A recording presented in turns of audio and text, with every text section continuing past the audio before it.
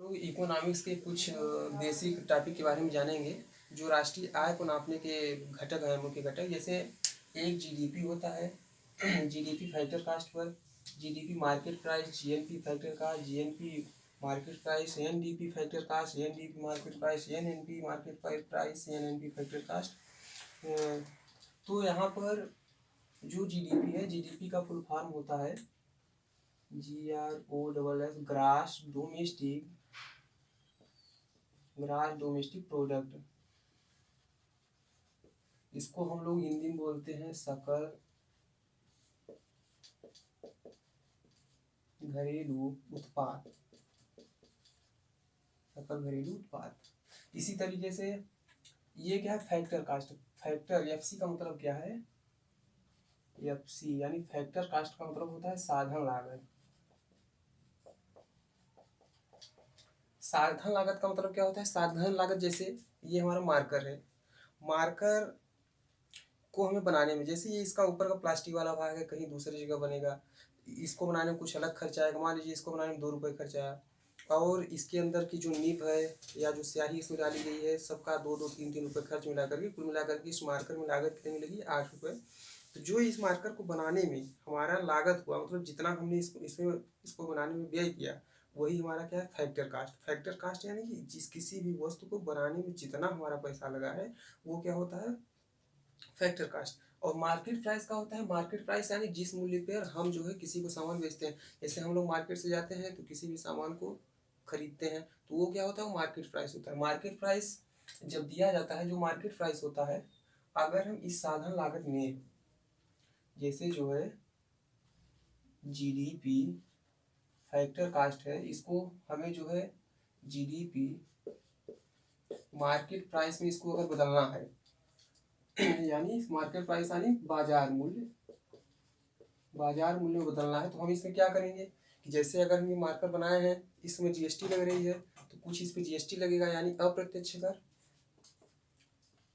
अप्रत्यक्ष कर इसमें जोड़ देंगे। अप्रत्यक्ष कर क्या है कि जिसको हम किसी दूसरे के ऊपर थोप सकें, यानी जैसे इस मार्कर पर जब कर लगाया जाएगा तो वो कैसा पर कर होगा, अप्रत्यक्ष। क्यों? क्योंकि अगर हम इस मार्कर पर सरकार टैक्स लगाएगी, तो जो दुकानदार है वो स्वयं तो उस कर को देगा नहीं, वो क्या करेगा, उतना कर का पैसा हम लोगों से जोड़ कर ले लेगा। तो यानी दुकानदार ने क्या किया कि सरकार ने जो टैक्स लगाया, वो कर दुकानदार ने क्या किया, हम लोगों पर प्रत्यारोपित कर दिया, यानी कि उसको हमने दिया। तो इस तरह की टैक्स को अप्रत्यक्ष कर कहते हैं। अप्रत्यक्ष कर क्या होता है कि जैसे जो है हमारी सैलरी पर अगर जो हमारे कर लगेगा, या हमारी ज़मीन पर जो कर लगेगा, उसको हम क्या करें, किसी के ऊपर उसको प्रत्यारोपित नहीं कर सकते, उसको हम स्वयं देंगे। तो इस तरह के कर को प्रत्यक्ष कर बोलते हैं। तो जैसे ये जीडीपी फैक्टर कास्ट है, तो हम इसमें क्या करेंगे, अप्रत्यक्ष कर, यानी अगर ये मार्कर बना तो इस पर जो टैक्स लगा उसको हम इसमें जोड़ देंगे। और मान लीजिए कभी कभी क्या होता है कि सरकार जो है सब्सिडी भी दे दीजिए, सब्सिडी यानी कि अगर इस मार्कर को बनाने में हमें 8 रुपये लगा है, तो सरकार 1 रुपये सब्सिडी दे देगी, तो क्या होगा, ये हमारे मार्कर का रेट क्या हो जाएगा, लागत मूल्य कितना हो जाएगा, 7 रुपये। तो हम क्या करेंगे कि जितना हमारा लागत मूल्य लगा, उसमें अप्रत्यक्ष कर को जोड़ देंगे, यानी सरकार जितना कर लेगी उसको जोड़ देंगे, और जो सरकार ने हमें सब्सिडी दिया, सब्सिडी, उसको अगर हम माइनस कर दें इसमें से, तो हमें क्या प्राप्त हो जाएगा, जीडीपी मार्केट प्राइस, बाजार मूल्य पे हमें जीडीपी प्राप्त हो जाएगी। फैक्टर कास्ट, इसको एक तरीके से आप ऐसे समझिए कि अगर मार्कर हमने बनाया, इसमें लागत मूल्य हमारी 8 रुपये है, तो ये क्या है, फैक्टर कास्ट है।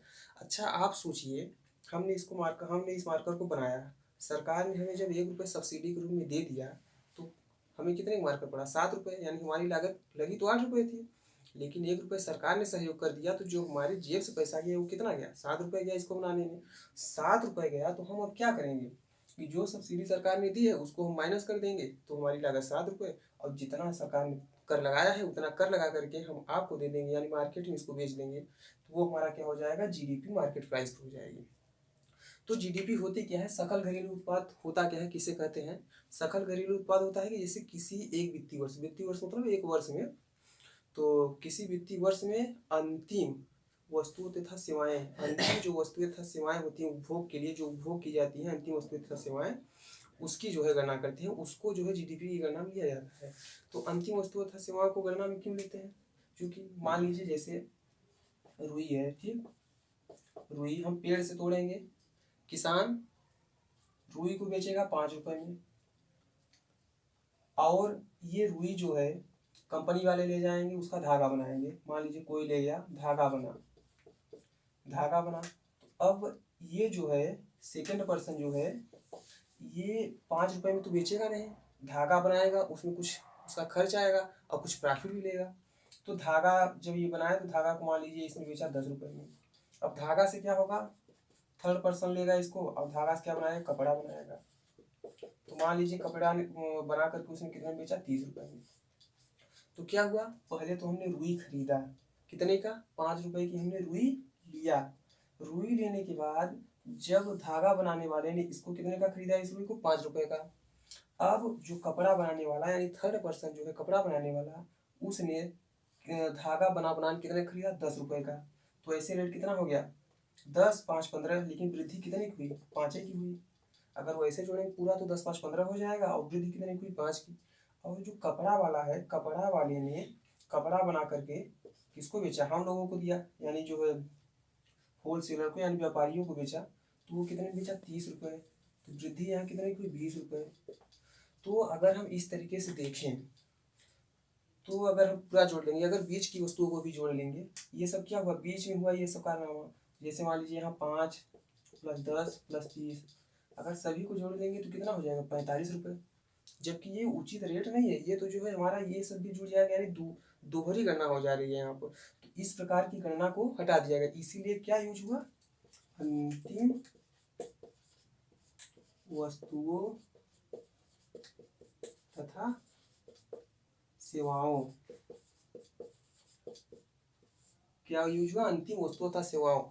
तो कुल मिलाकर के जो हमारा कपड़ा बिका वो क्या है, 30 रुपए में बिका। तो ये हमारा जो है अंतिम उपभोग की वस्तु है, यानी कुल मिलाकर के लास्ट में हमने कितने रुपए का बेचा, 30 रुपए में। इसमें हमारा रुई का रेट, धागा रेट सब कुछ है। अगर हम इन सबको जोड़ लेते तो हमारी क्या हो जाती, दोहरी गणना हो जाती। तो इसलिए जो हमारी जीडीपी आती बहुत ज़्यादा आ जाती है, और जो कि वास्तविक जीडीपी नहीं रहती। तो इस तरह से हम जीडीपी की परिभाषा को करते हैं। तो आप लोगों को जीडीपी फैक्टर कास्ट से जीडीपी मार्केट प्राइस यानी जीडीपी लागत मूल्य से जीडीपी बाजार मूल्य कैसे निकालते हैं ये अब पता हो गया होगा। तो ये इन दो चीज़ों को हमने बात कर लिया। अब हम आते हैं राष्ट्रीय आय पे। तो राष्ट्रीय आय को कैसे करना करते हैं।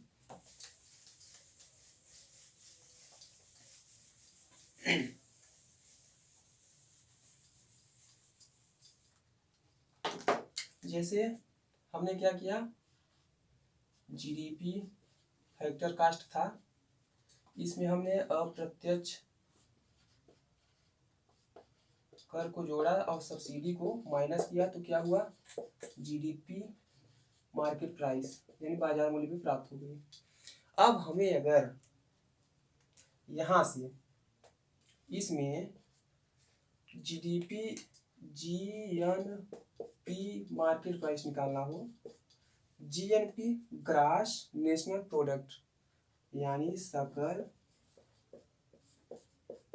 राष्ट्रीय उत्पाद। अगर जब हम सकल राष्ट्रीय उत्पाद निकालेंगे, जब हम एक राष्ट्र की गणना, सकल राष्ट्रीय मतलब क्या कि हमने जितना जो है विदेशों से आयात किया या विदेशों में जितना हमने निर्यात किया, उन दोनों का घटाना यानी कि जो निवल प्राप्त होगा। यानी कि जैसे मान लीजिए कि हमने 100 रुपये का निर्यात किया और 80 रुपये का आयात किया, तो हमें कितने का फायदा हुआ, 20 रुपये का। हमने क्या किया, 100 का निर्यात किया और 80 का आयात किया, तो हमें टोटल पैसा कितना मिला। हमने क्या किया, 100 रुपये का सामान बेचा और 80 रुपये का मंगा लिया, तो हमें टोटल प्रॉफिट कितने का हुआ, 20 रुपये का। तो इसको हम क्या बोलते हैं, नेट। नेट यानी निवल। तो हमें टोटल फायदा कितने का हुआ, 20 का हुआ। अगर हम इसी आय को, ये जो 20 रुपये आय है, अगर हम इस आय को अपने जीडीपी मार्केट प्राइस यानी जो सकल घरेलू उत्पाद मार्केट प्राइस पर है, उसमें अगर हम इस निवल को यानी कि टोटल निवल को अगर हम इसमें क्या करें, जोड़ दें, निवल को क्या करें, तो जैसे ये जीडीपी मार्केट प्राइस है, अगर हमने क्या किया, 100 रुपये का निर्यात किया, 80 रुपये का आयात किया, तो हमें प्रॉफिट कितने का हुआ, 20 रुपये का, यानी कि कुल हमारे देश में आई कितनी, 20 रुपये आई। तो हम क्या करेंगे, जो निवल है, net factor income from abroad, यानी कि जो जो है नेट इनकम जो है, निवल प्राप्ति जो है, जो हमें विदेशों से कुल प्राप्ति हुई है, उसको अगर हम इसमें जोड़ देंगे तो हमारा क्या आ जाएगा, जीएनपी, यानी सकल राष्ट्रीय उत्पाद। यानी हमने राष्ट्र से जितना रुपए, अगर मान लीजिए यहीं पर हम क्या करते हैं, 100 रुपये का आयात करते हैं, 80 रुपये का निर्यात करते हैं, तो हमें घाटा कितने का होता है, 20 रुपये का। अगर हमें 100 रुपये का निर्यात करते, 80 रुपये का आयात करते, तो हमें 20 रुपये का फायदा होता। उस स्थिति में क्या होता कि जो हमारी जीडीपी है, सकल घरेलू उत्पाद जो है मार्केट प्राइस पर, वो सकल जीएनपी यानी कि सकल राष्ट्रीय उत्पाद से कम होती। जब हमें निवल प्राप्ति यानी विदेशों से हमें जब आय ज़्यादा प्राप्त होगी, विदेशों में अगर हम ज़्यादा निर्यात करेंगे और आयात कम करेंगे, तो उस समय हमारी जो ये जीएनपी है, जीडीपी से हमेशा क्या होगी, ज़्यादा होगी। अगर हमारा जो है निर्यात आयात की अपेक्षा कम रहता है, तो जो हमारी ये जीएनपी है, जीडीपी से कम होगी। ठीक, तो इस तरह से हम क्या करते हैं, सकल राष्ट्रीय उत्पाद, जो सकल घरेलू उत्पाद मार्केट प्राइस पर है, उसमें अगर हम निवल को net factor income from abroad, abroad यानी कि विदेशों से जो प्राप्त होती है आय को जो है जोड़ देंगे तो हमारी सकल। इसी तरीके से अब हम आते हैं जीडीपी फैक्टर कास्ट पर। जीडीपी फैक्टर कास्ट में भी यही होता है कि net factor income from abroad, जो निवल प्राप्त होता है विदेशों से, उसको अगर हम जीडीपी में जोड़ देंगे, जीडीपी फैक्टर कास्ट में जोड़ देंगे, तो हमें जीएनपी फैक्टर कास्ट प्राप्त हो जाएगा। तो इस तरीके से जीडीपी फैक्टर कास्ट से जीएनपी फैक्टर कास्ट और जीडीपी मार्केट प्राइस से जो है जीडीपी जीएनपी मार्केट प्राइस कैसे निकाला जाता है, ये आप लोगों ने आसानी से सीख लिया होगा। तो इसको आप लोग नोट कर सकते हैं। हमने क्या क्या पढ़ लिया, जीडीपी पढ़ लिया, फैक्टर कास्ट और जीडीपी मार्केट प्राइस।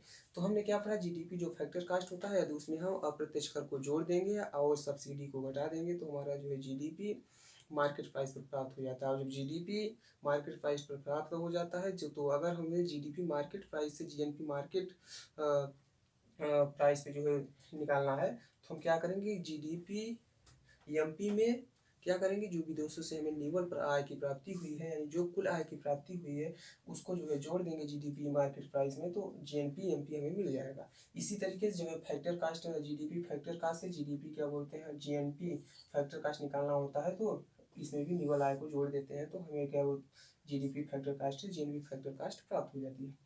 अब हमने क्या किया, जीडीपी फैक्टर कास्ट, जीडीपी के बाद market price, GNP factor cost, GNP market price, इन चार चीज़ों की हमने बात कर लिया। अब हम लोग आते हैं एनडीपी पर। तो एनडीपी फैक्टर कास्ट हम कैसे प्राप्त करेंगे, जैसे अगर हमें एनडीपी फैक्टर कास्ट प्राप्त करना है,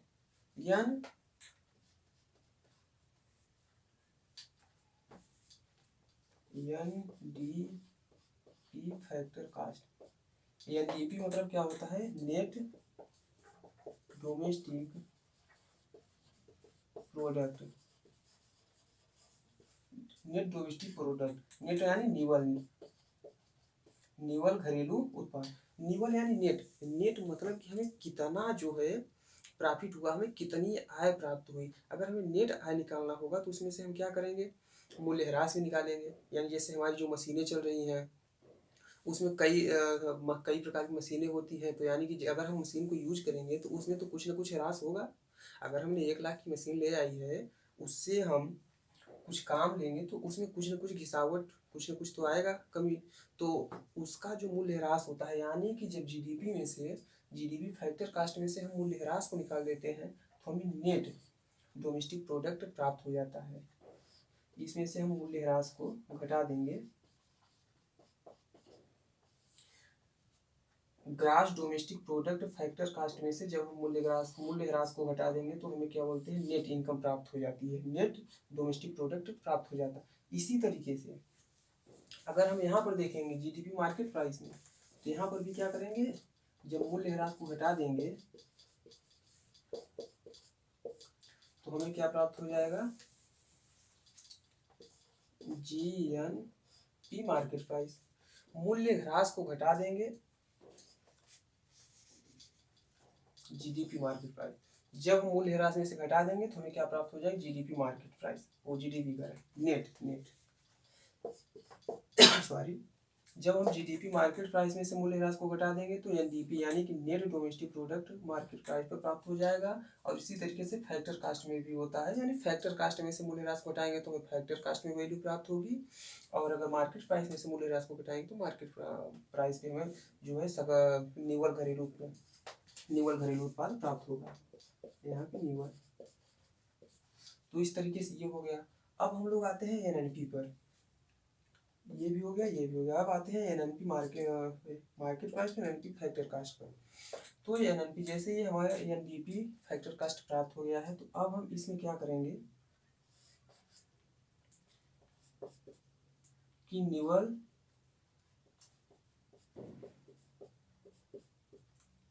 जो हमें निवल प्राप्ति होगी, विदेशों जो निवल आय प्राप्त होगी, अगर हम उसको इसमें जोड़ देंगे तो एनएनपी फैक्टर कास्ट प्राप्त हो जाएगी। इसी तरीके से जब हम मार्केट प्राइस में जोड़ देंगे NFIFA, तो यहाँ पे हमें एनएनपी मार्केट प्राइस पे एनएनपी यानी